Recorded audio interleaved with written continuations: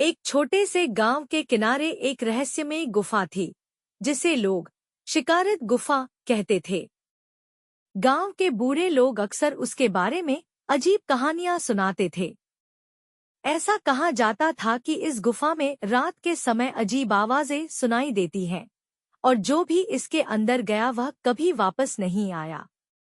एक दिन गांव के 5 दोस्त इमरान, जुबैर, सलीम, नुमान और हारिस गुफा के बारे में सच्चाई जानने के लिए निकले।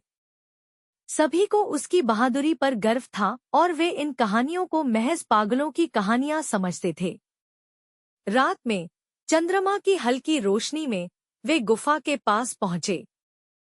गुफा के किनारे से ठंडी हवा आ रही थी और भीतर से किसी के फुसफुसाने की आवाज आ रही थी। सभी ने एक दूसरे की ओर देखा और मजबूत दिल से अंदर कदम रखा। गुफा के अंदर का वातावरण ठंडा और अंधेरा था।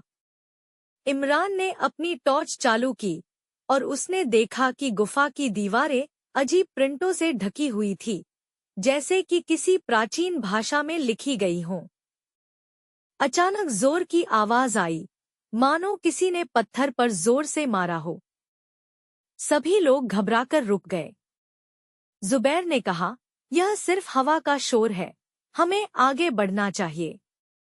जैसे ही वे कुछ कदम आगे बढ़े, गुफा की दीवारें हिलने लगी और उनके चारों ओर धुंध जैसा पदार्थ फैलने लगा। धुंध में से एक छाया दिखाई दी, मानव आकार की, लेकिन उसका चेहरा दिखाई नहीं दे रहा था। छाया ने धीमी आवाज में कहा, यह गुफा मेरे रहस्यों का घर है। जो भी यहाँ आता है वह वापस नहीं जा सकता। दोस्तों का दिल टूट गया। हैरिस ने चिल्लाते हुए भागने की कोशिश की, लेकिन गुफा के फर्श में उसके पैर फंस गए। सभी ने एक दूसरे को पकड़ लिया और प्रार्थना करने लगे। अचानक दीवारों पर प्रिंट चमकने लगे और तेज रोशनी फैल गई। उजाला होते ही वे सभी गांव के मैदान में चले गए।